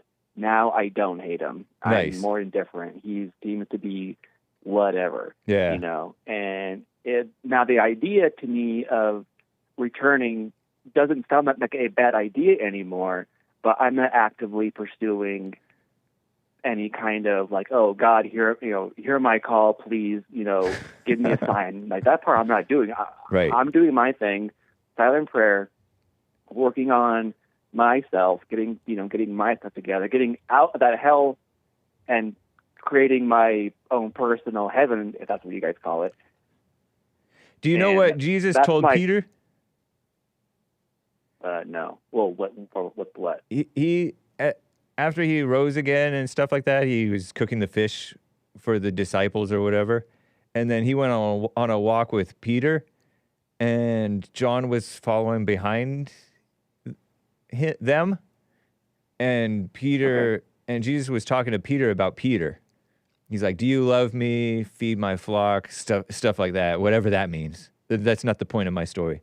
And Peter looked back and he looked over at John, the disciple whom Jesus loved. And Peter's like, what about John? And Jesus said, if he's going to live forever, what's that to you? Okay. Meaning mind yourself. Don't worry about other people's salvation stories or whatever, necessarily. I mean, other people, because that's not going to be, it's not really relevant to you. No. God said he would put it in you, like he'd send you his spirit. Jesus said he would send you the spirit. So you don't have to like look to somebody else to know the Lord. Right, yeah. And I wasn't going to I wasn't trying to do or that. for an indication for how it's supposed to happen. If you missed your chance because you already got past your desperate phase. Yeah. I mean, I could still get one at some point, I guess. Don't go for that. I wouldn't take that risk. Stay in I don't want to go there ever again. Yeah, stay in your mediocre, middle class, white man, decent life, and go through your personal hell quietly while you're working and building Yeah. up your physical life. Don't go through. Don't be letting it all hang out. Right. Yeah. I suggest. That's what I'm doing, going from the beta to the alpha mindset. That's what I'm working on. Nice, man. Getting that part figured out. But yeah, I was just curious because I've been doing this, not doing this, but I've heard a lot of stories over the years, and no one ever says things are going okay, but still I want God. It's always either you're born into it or Well, I'll tell you what, there are yourself. people in church with Jesse Lee Peterson and people who support church with Jesse Lee Peterson bond. There are people who were rich, well-to-do Pharisees who were doing fine in life, but they supported Jesus. They bought his tomb. There was a Pharisee who bought Jesus' tomb because he supported Jesus. And so there's people doing just fine. The centurion is like, well, I mean, he had a son or a daughter who was sick. He wanted Jesus' help. But there's a lot of people who had normal people, minor issues, minor physical problems or whatever. But they knew that they knew that Jesus was right. So don't worry about this desperate or raised right dichotomy. Those are just appearances, really. Right. Yeah, for sure. Yeah. Keep your eyes on you. So I will. Nice. One more thing. I was offered a discipleship. I'm at a church. I'm not a part of the church, but I'm taking like church classes, and one of the people there offered me a discipleship, and I don't know what that is, or if you would recommend that in either way. I don't think I'll take it, but I was wondering what your thoughts were on it. I've heard of it, but I don't know much about it. If it's somebody whom you respect, like this person is going to disciple you. Is that the idea? They're going to disciple you? Somebody's going to disciple you? Yeah, they were going to, I guess, help me return or something like that. And you're in your 20s or 30s, right? 20s or 30s or 40s? Something like that? Yeah. That's up to and you. They would probably be, I think, in their 60s or 70s, I think. Oh, do what you want.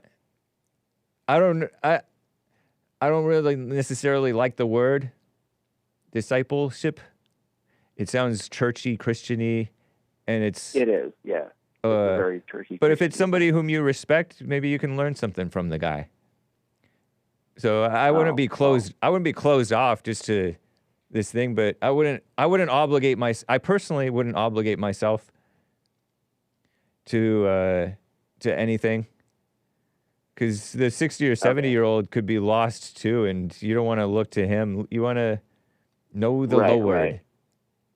It would be someone that I think is not, I mean, again, not judging, but judging a little bit. Someone that I think is actually not just spouting stuff for the attention. Oh, look at me, I'm saying, look at me, I got through all the drugs and booze and whatever else it is, look at me kind of thing. Someone who seems to actually walk the walk. Right. But I haven't found one of those people yet, I don't think. But yeah, just wondering what that. Yeah, I would just stick with what you're up to. Personally. Yeah. It sounds like you're not into the idea either. Not really, no, not really. Again, not like seeking God or Lord, just knowledge on stuff, information more than anything. Not really guidance on how to believe or what to believe. Yeah.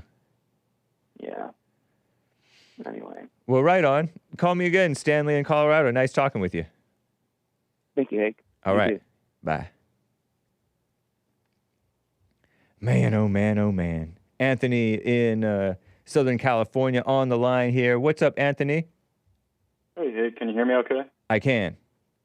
Awesome. Thanks for taking the call, man. I just want to make a quick comment about the last caller. I thought he brought up really interesting points. I'll make it brief. But I think that I think it's really cool how he was like grown or raised to hate God. But it seems like God is kind of finding his way into his heart slowly but surely. One thing I think is interesting is, how people that don't have problems, he mentioned, I could kind of relate to that. People that live really stable, consistent lifestyles don't necessarily have that need to find God or comfort. Yeah. But one thing that's interesting, it's kind of sidetracked, but something that's unique about humans is our ability to abstract and our ability to understand certain types of knowledge about the world. I think that he's referencing people that live comfortable lives. I think that God gave us such an inquisitive mind, because the more you seriously study nature, physics, biology, chemistry, mathematics, the more you kind of see how there is a order to things that is kind of out of this world, and so it kind of reminds me of this quote by Werner Heisenberg. He won the Nobel laureate in the 30s, I think. He said that the first quote he said was, the first gulp from the glass of natural sciences will turn you into an atheist, but at the bottom of the glass, God is waiting for you.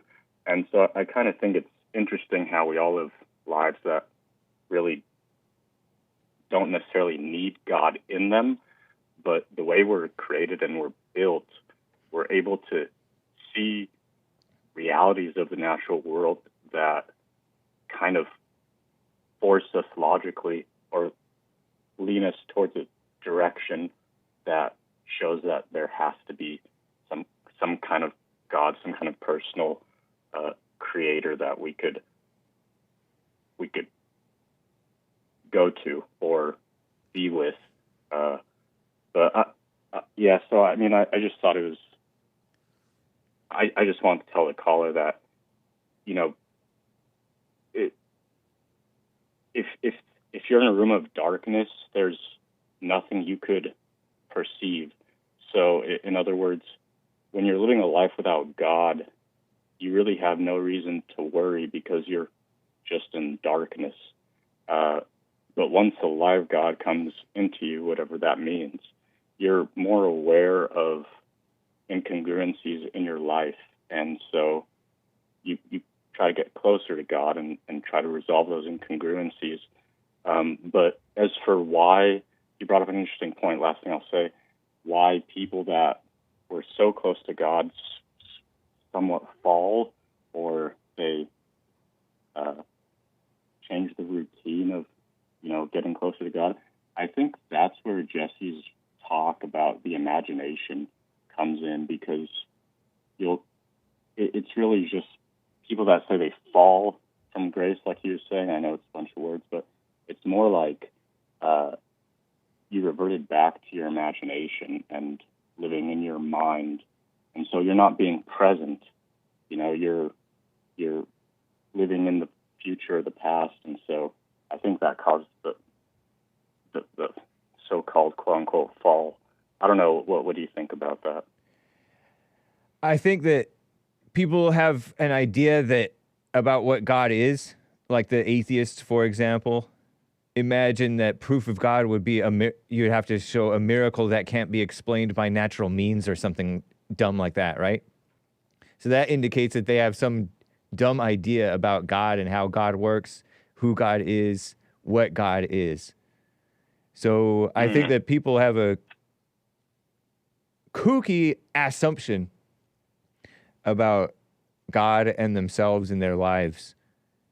So they don't really realize that. I don't think that they realize that God is with them or something. I'm not sure.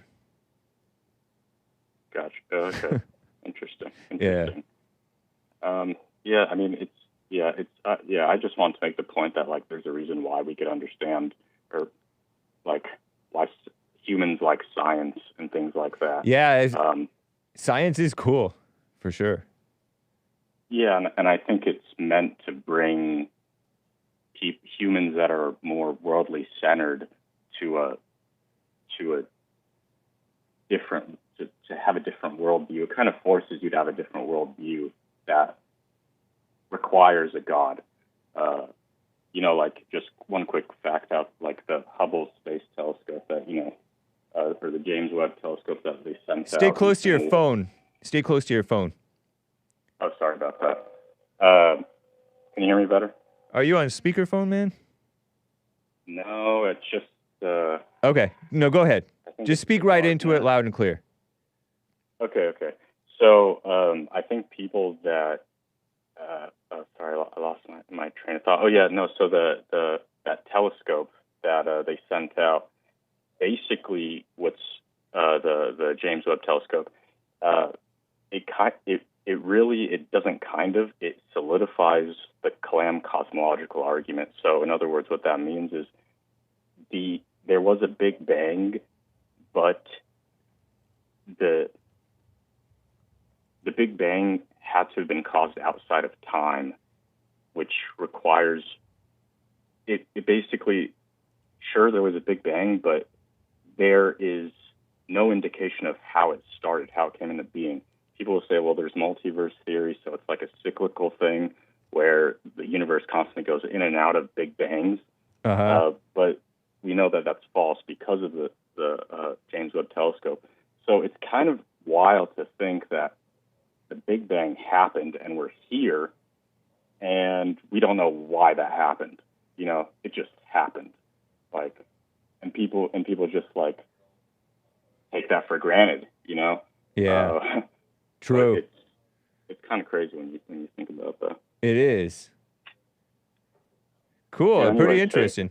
I kind of like how you covered both the science aspect, because that's just intellectual view of God, and then the living life aspect. But people still have an intellectual view of, or intellectual notion that they think is about God, right, in their daily life. I agree, and with the point I want to make, just to clarify, is that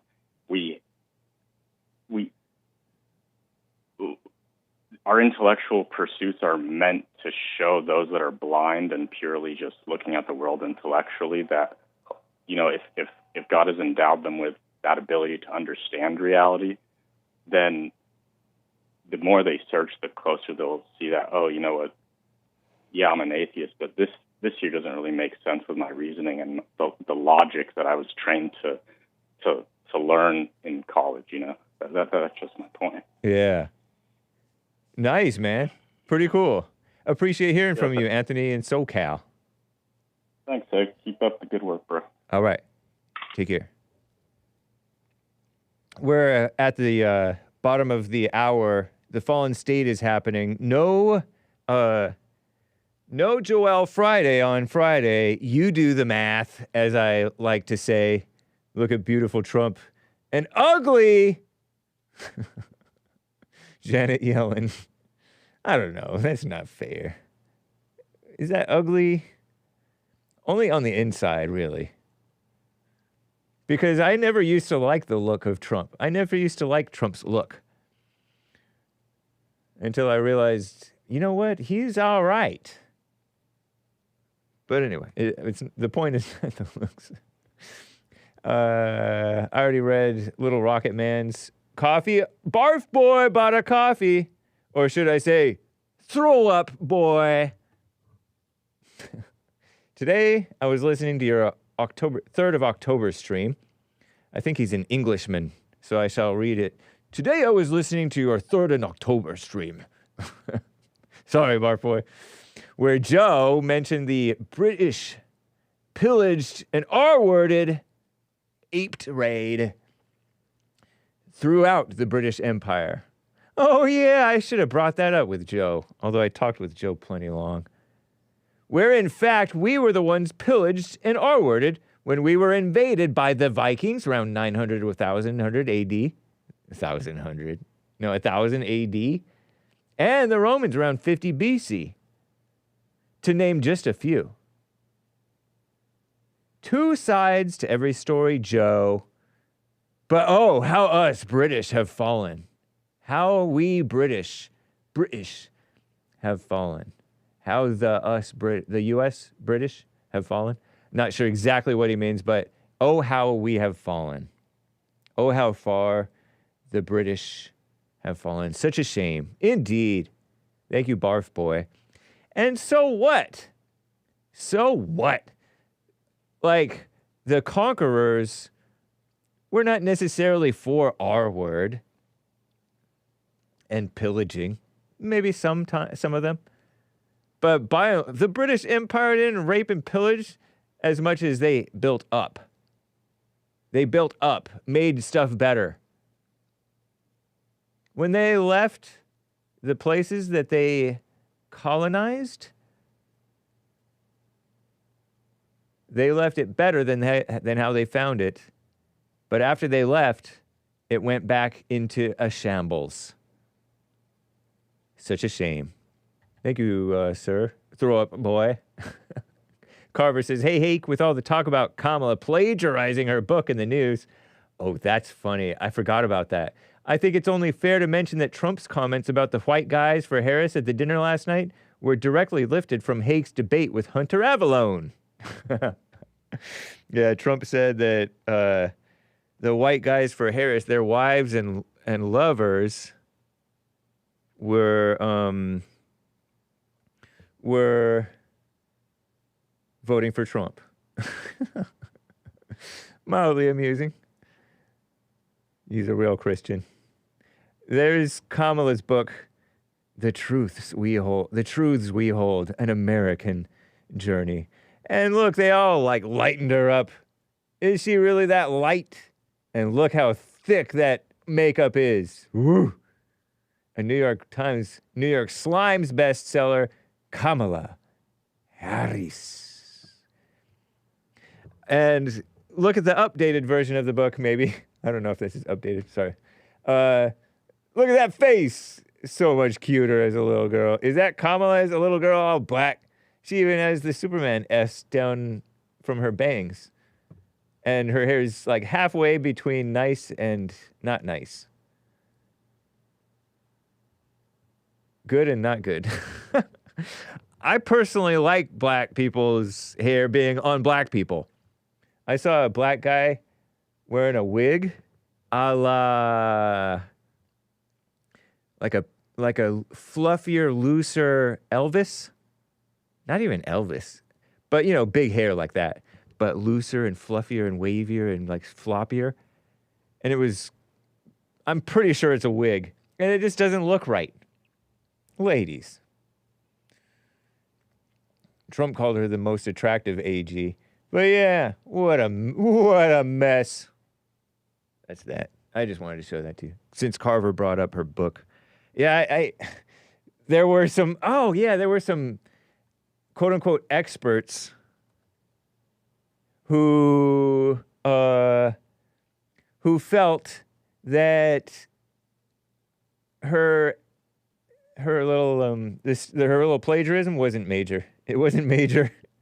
The New York Slimes found that out. What a mess. Ridiculous. Oh, let me check over here on the Rumble crew and the D-Live crew. What's up, chat? Thank you to Misty, Aries 1, Army N, Beta Legs, GG Cash 22. Thank you guys for the subscriptions, ice cream, lemons, and substreaks. So cool. Dope. And over here in the Rumble crew, Crichton Hendren, Buddy 1205, and others. Mostly you guys. What's up? They're having a little debate over there. Oh, I didn't even click. Whatever, who cares? Nice. Hey, it went right to it. It didn't go to an ad. All right. So I show you briefly this one thing. I mentioned it. I've been mentioning it all week. And then I'll get back to calls. Try to do this fast. Oh, yeah, a correction. Somebody said it's P-O-U-R-I-N-G. It's pouring, P-O-R-I-N-G, according to Google AI. The correct phrase is pouring over. You go over the pores. You pour over it, not P-O-U-R-I-N-G over. That's for the person in chat who tried to correct Hake. You don't correct Hake. Hake corrects you with correct Google AI. I'm kidding around. Chat often educates me, and Google is pretty totally useless website. If you use poor, you're saying you're reading the book carefully. If you use poor, you're saying you're spilling something on the book. Exactly. Anyway, that's a little correction there for you guys. And Beverlyn Beatty Williams, who was on the Jesse Lee Peterson show, I think. Was she on the JLP show? She said, I'm a felon, and I voted for a felon. What's up? 1, 2, 3, 4, 5, 6. Question marks. Bevelyn Beatty Williams, beautiful black gal with her normal sort of black hair, I think. That's like her normal hair, right? You can tell that it's, yes, it has curls and it's like ironed and stuff. Whatever. Anyway, shout out to that gal. Nice. I'll follow her. I follow black women. Nice. That's right. And then there's this disgusting woman. I have so much disgust for this man. And look at him dancing. Hopefully this is not going to blast you guys. Oh, okay. So that's loud music. And Trump is dancing. Let me turn it just sort of quiet. There's sort of dancing. It is Trump dancing. And she's like, the disgust and loathing I feel for this deranged clown is indescribable, says this Marlene Robertson gal. Don't harass her, guys. She's living her best life. She's part of the resistance with a blue heart, fierce defender of democracy, women's rights, no such thing, political junkie, vote blue, woke AF America first. Hey, she's America first, except she's woke America first, so she's dumb. No, AF probably stands for something else. Don't DM her. Stay out of her DMs. I think I've seen her before. She cusses in her thing. You don't hate Trump, you hate Dad, says Michael Malice. Indeed. Indeed. And people respond to her. I think I responded too, but I forget. And she does. I mean, that's, you hate men. You heard that, girly man. The guy cussing, after he apologized for cussing, couldn't help but cuss after I called him immature. And then he went immature. It's funny, you call somebody what they are, and they become even more what they are. Don't call somebody what they are unless you want them to be even more what they are, or unless you're prepared for them to be even more what they are. Because you call them something, they'll live up to that. Or they'll live down to that. Just a little warning for you guys. Look, see Trump dances? Nice. And she loathes him. Terrible. Don't loathe. Oh, that was a nice reply. Okay. Oh, and this one is interesting. This lady is not a lady. Cackling lame-o Kamala Harris posted on her Twitter, hope he's okay. And Kamala HQ, oh Lord. Trump appears lost, frozen, confused on stage as multiple songs play for 30 plus minutes and the crowd pours out of the venue early because of somebody having a health emergency. And he's sticking around for the people. Isn't that nice? He doesn't seem too confused. I think he's just doing the best he can. And look at these gals. They're eating it up. We're looking at footage from, I don't know, Sunday? Whatever that was. So that's probably not Kamala's, even her tweet. That's probably a female staffer or a gay. Because who talks like that, hope he's okay, when you actually don't. You don't hope he's okay. You don't wish him well. Your desperation is showing, says somebody. Who's this? This gal whom we have covered before. You are sick! People in the audience who weren't bussed in had medical emergencies, and he paused to show respect and be sure they were okay. You are despicable, says Tommy Laren. Remember when she used to post viral clips as like a know-it-all non-liberal on Facebook, and everybody loved her for it? Shout out. This lady, this is interesting to me, but I'm going to have to share it with you next week out of respect to you guys. No, I don't have to respect you guys. This is important to me. Here's phony George Conway. George Conway, the husband, if you will, to Kellyanne Conway, who supports Trump, and he doesn't. And he says, now this is a great headline. And he shares this New York Slimes headline. Vance, given 5 chances to say Trump lost in 2020, takes none of those chances, right? In an interview with the New York Slimes, Senator JD Vance, vice presidential candidate, you mean? Show some respect on his name. There's a T in there, blacks. But I think it's stylish when you say respect. He repeatedly refused to acknowledge that Donald J. Trump's defeat and said he would not have certified the 2020 results. And there's this. And this guy says, Paul Healy says, shortened version, not pretty. And I'm like, not pretty? I don't know. She's mildly attractive, this gal. Is she kind of pretty? What do you mean not pretty? He's saying JD Vance's thing is not pretty. He's saying that JD Vance's responses were not pretty. So listen to this real quick. Do you believe he lost the 2020 election? Sorry about that. I think that Donald Trump and I have both raised a number of issues with the 2020 election. Complicated business. Oh, okay. That's what's going on. I turned it way down. Here it is. Do you believe he lost 2020?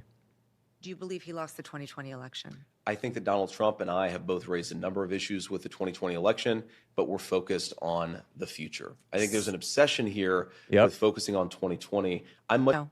Okay. Did Donald Trump lose the 2020 election? Let me ask you a question. Is it okay that big technology companies censored the Hunter Biden lab? I'm going to ask you again.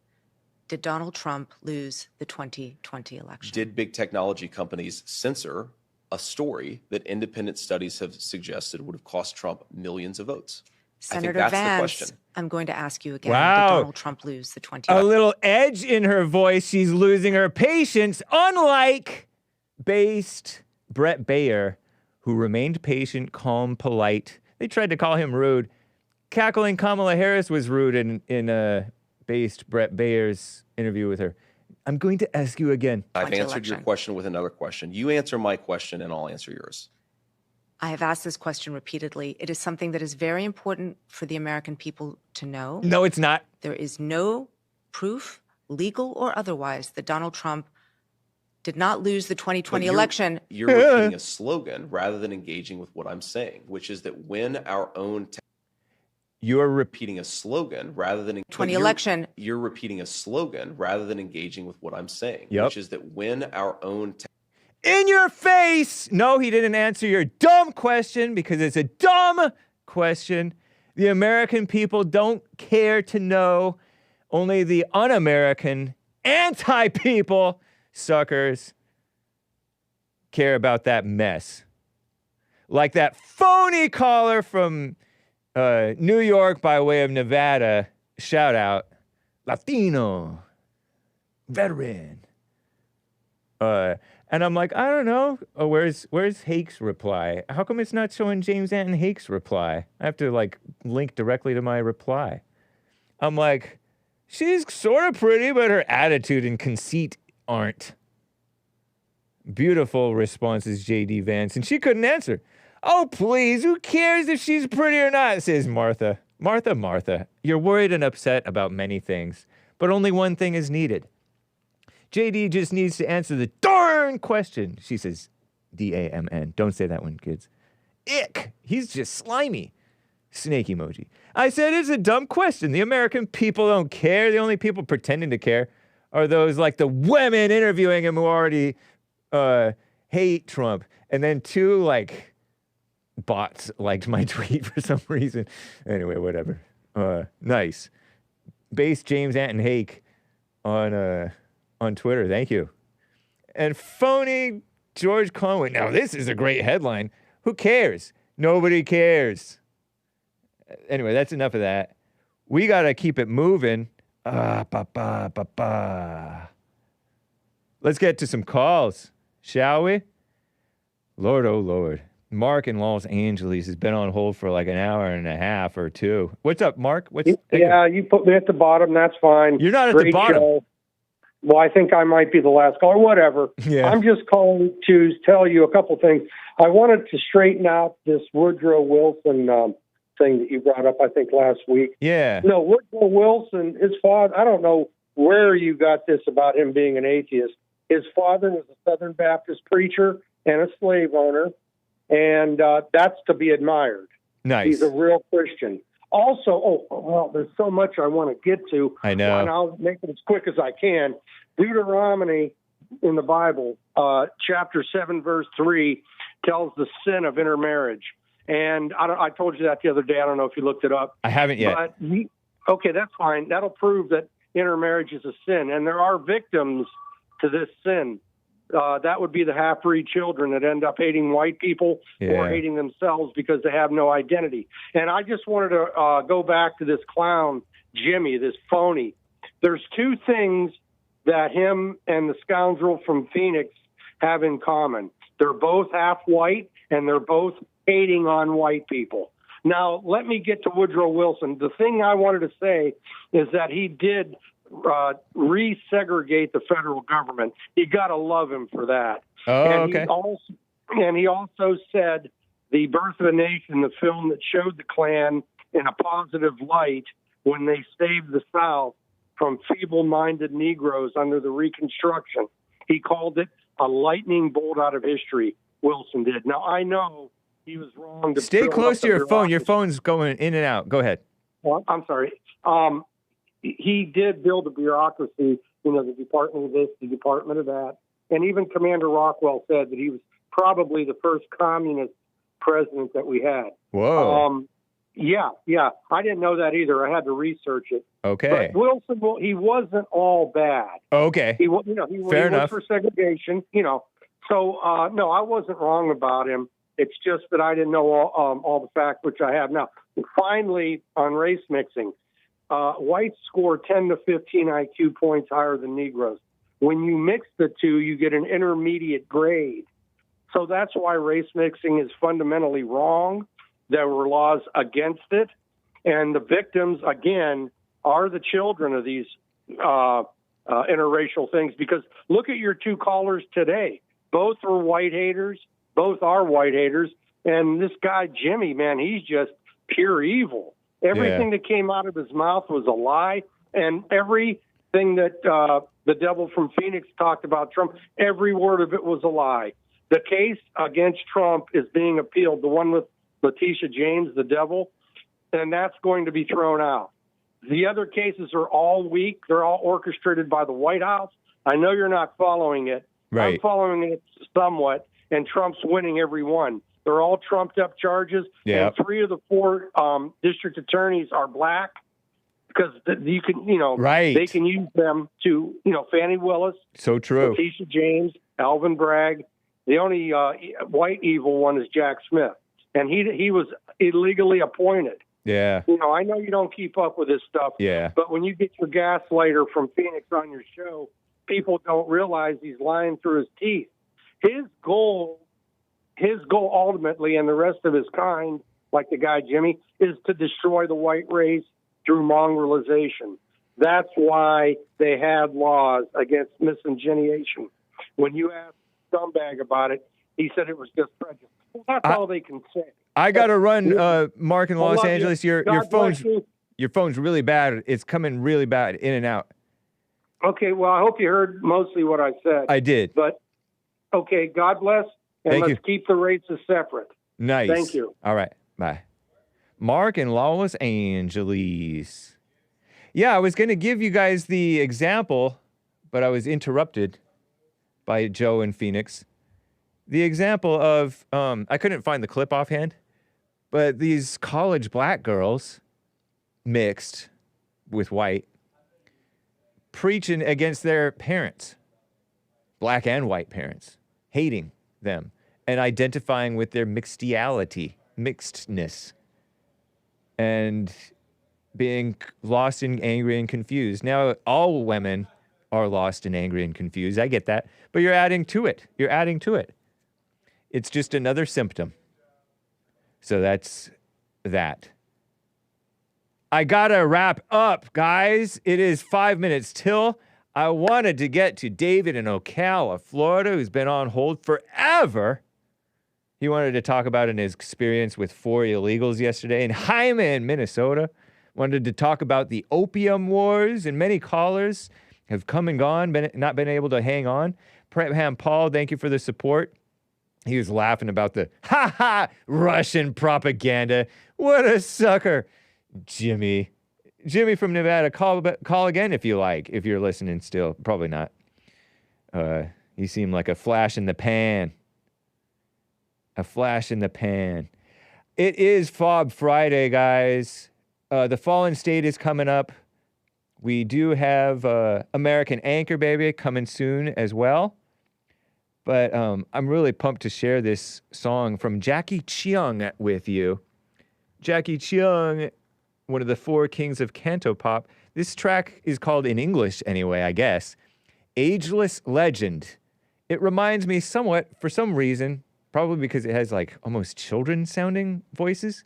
Maybe they're just women with their high-pitched voices. Sounds sort of like It's a Small World, a little bit, reminiscent, similar style to me. Adios, America. Joel Friday, not coming up next. The Fallen State, yes. Bye.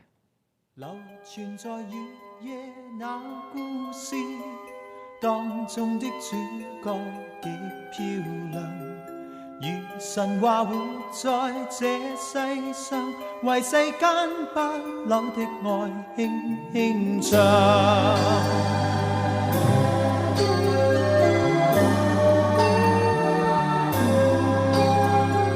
若是你共情人熱切信有愛，永遠真摯地投入這個夢鄉，靠着兩眼定能遇見那愛侶，給你講出永不老那點真相。每回夜裏時常亦聽到歌頌，真愛總會是永遠，誰人亦會重拾逝去了的夢，在星輝閃閃夜飄。流傳在月夜那故事，將星光深處亦照亮，如神話活在這世上，為你將不朽的愛輕輕唱。如着故事內描述那對愛侶，永遠不老地遊在每個夢想。日夜變換未能回及那季節，因那心中愛堅固，永不轉向。無人夜裏，弦樂在遠遠歌頌，真愛總會是永遠。人成熟了，仍然被暗暗牽動，伴星輝跟戀愛夢心抱擁。La la la la la la la la la la la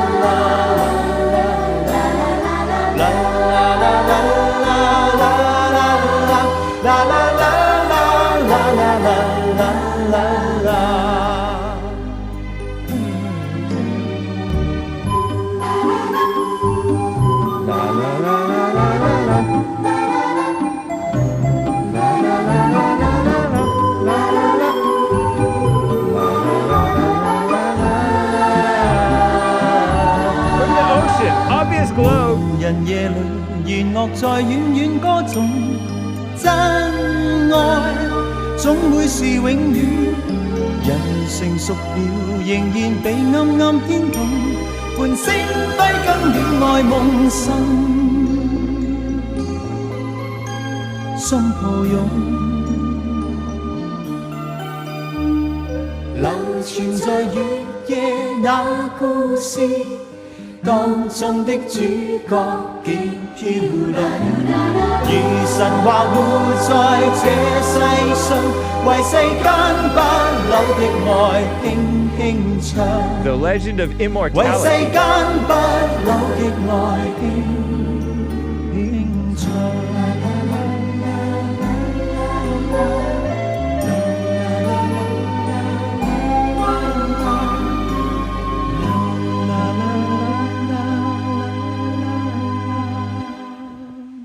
Bye, guys. Take care.